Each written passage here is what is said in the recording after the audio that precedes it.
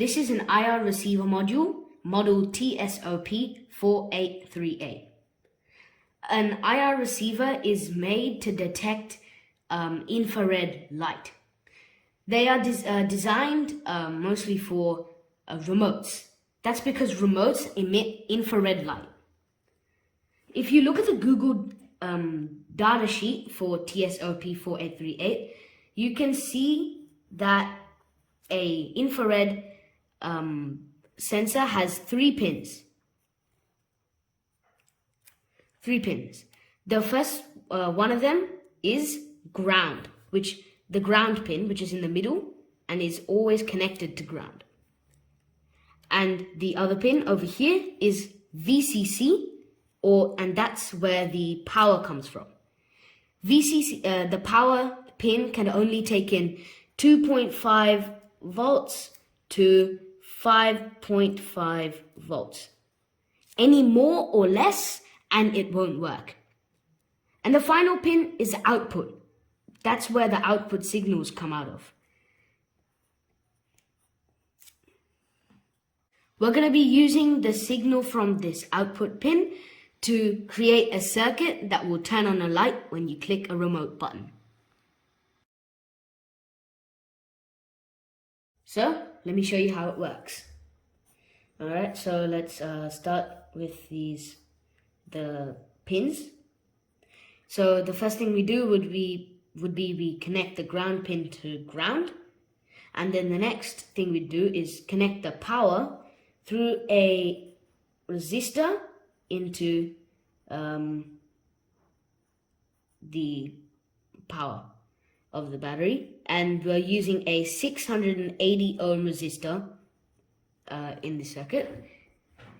And then next we're going to have this output pin, and we're going to put that through an LED, and we're going to connect that LED to ground. So let's make this circuit right here. So let's start with connecting the IR sensor into it. Sorry. Alright, so we'll put the IR sensor here, and we're going to be connecting the ground pin, the middle one, to ground here. And then we're going to be connecting power through a 680 ohm resistor into power right there. And then we're going to put an LED right in here in the output pin, and we're going to connect that to ground. So now that we have a completed circuit, we also have to connect power through. So let's put this power cable here and ground there. So as you can see, this is this is on already, and when you click the button, you might not see it in the camera, but it's flickering. That's because the remote sends a flickering signal. So that shows that the IR sensor, the model TSOP4838, is always on. So that means the signal looks like this. So the module starts off as a high signal, and when we start clicking the button, because it sends a on off signal, the remote, then it would go off, on, off, on, off, on, and then once we let go, it will stay high again. Look, you can see that the LED isn't that bright. That's because the output pin isn't meant to be a power source. It's actually just meant to be a signal pin. Let me show you the signals using an oscilloscope. So let me take this yellow cable out and the LED out. We'll put this probe into the output pin and this probe into ground. So as you can see, the signal is high, but when I click the button, it goes an up and down signal. When I let go, it's high, and when I click the button, it goes up and down again.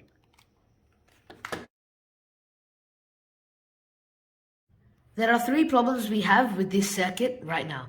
So the first problem is it's always on, even when you're not pressing the button on the remote. So we need to find a way to invert that signal. Then the second problem is it's too dim, as you can see. The LED is way too dim. And the third problem is we need to find a way to stop the flickering. I'm not sure if you can see that, but there's flickering. Anyway, so the first problem we'll solve is to invert the signal. So I'll show you how to draw. I'll show you how it will work first. So we have the 5.5 volt power supply. It goes through the 680 ohm resistor into the power pin. The other ground pin is grounded. And the output pin, this time we're going to put it into the base of a transistor.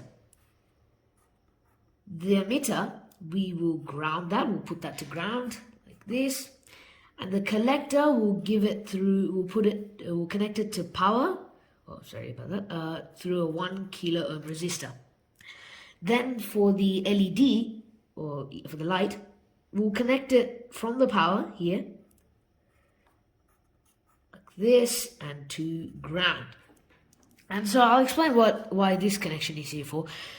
So when there's a high signal from the IR sensor, it's normally high, this transistor opens the path for this current to flow into the ground, directly to ground. And it doesn't have to go through this LED, which takes up 2.7. Since current only flows in the easiest path, it will just go to ground. But when it's a low current, when there's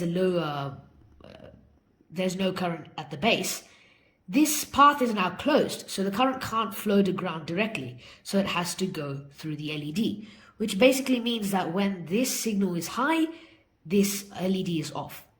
When this signal is low, the LED is on. So let's make that circuit. So I'll disassemble, I'll follow this. So I'll take away this LED as it is right now, and I'll put the transistor here. I'll then take a wire, I'll connect the output here, pin here, there, to the base of the transistor. Then the collector here, we will connect that through a 1 kilo ohm resistor to the power here, and the emitter goes to ground. Okay, to ground. Then we will have the LED. I'll just bring it out so it's more visible to the camera. Let's bring it out here. I have the positive end to where the power is coming from, and I'll ground. And I'll ground the other end of the LED. So now, as you can see, the power's plugged in and it's not on because I haven't pressed the button, which is a good sign. And if I press the button, it turns on. But as you can see, it is flickering. So we have solved one issue. Now we have to solve the flickering. And you can also see that it's much brighter than it was before. So to solve the flickering, we'll need to use a capacitor. And we'll put the capacitor right here. And I'll explain why it's there. I've drawn the same circuit, but on a new piece of paper, so I can explain what the capacitor does more clearly. So, as you saw with the oscilloscope, the output from the IR sensor was a high signal at first, and then it would go low, and high, and low, and high, and low, and high, and then it would return back to high. So without the capacitor here, this exact signal would go into here, hence the flickering, because that's why the flickering is there. So what the capacitor does is the current that goes into it, I'm going to label it like this. Okay, so the current that goes into the capacitor, at first it's high because it's already been charged by this voltage, this current. Then it discharges because that's how, and it discharges at a curve because that's how capacitors discharge. Then it charges, but in a sort of another curve, like this way.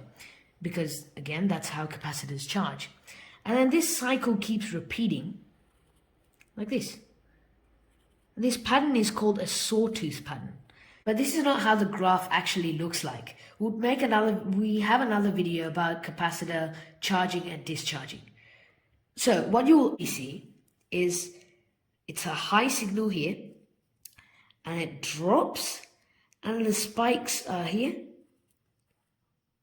like this, and it comes back up, and it flattens out again. Oh, sorry about that. And anyways, so when you invert this signal, since these spikes are small, it doesn't really affect what the base gets, what the output is. So when you invert it, it will be low, and come high, and wait until that finishes, and drop, and come back to low. Let's put the capacitor in. So the one end goes into the base, and the other goes to ground, like that. And that flash there was because it was already slightly charged. Anyway, so now we'll take the button.